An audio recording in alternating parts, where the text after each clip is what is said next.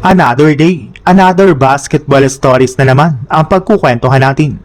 At ngayon nga ay pag-uusapan natin ang balitang bagong super team ngayon ng Toronto Raptors at ang balitang may niluluto nga na po ngayon na plano, ang Los Angeles Lakers. Makalipas nga po ilang taon ay sa wakas nakabalik na nga pong muli si Kawhi Leonard sa Toronto Raptors matapos siyang i-trade dito ng Clippers nung nakarang araw.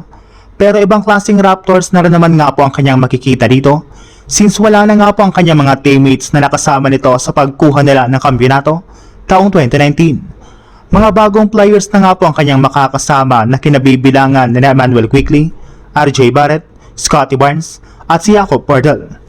Pero sa kabila nga po niyan ay mismong si Kawhi Leonard na rin naman nga po ang nagsabi na excited at hindi na rin naman nga po siya makapaghintay na maglarong muli sa Raptors kahit bago na ngayon ang kanilang lineup.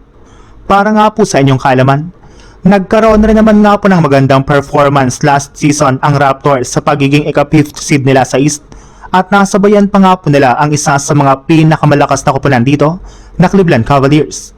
Kaya sa pagsali nga po sa kanilang lineup ni Kawhi, ay siguradong kakayanin na nga po nilang talunin ang ilan sa mga pinakamalakas na koponan sa Eastern Conference.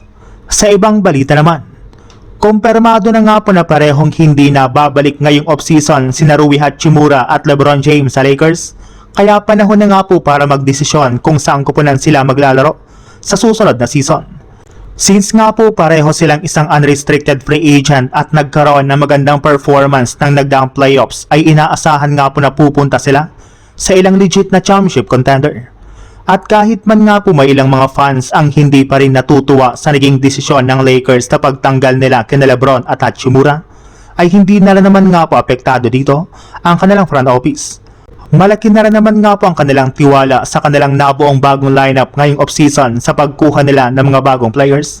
At kung sakasakali man nga po na hindi umobra ang nagawa nilang bagong lineup, ay wala nga po silang ibang choice kundi subukan ang kanilang plan B, kung saan itutuloy na nga po ng Lakers ang pagkuha kay Nikola Jokic taong 2027 para lamang maitandem ito kay Luka Doncic.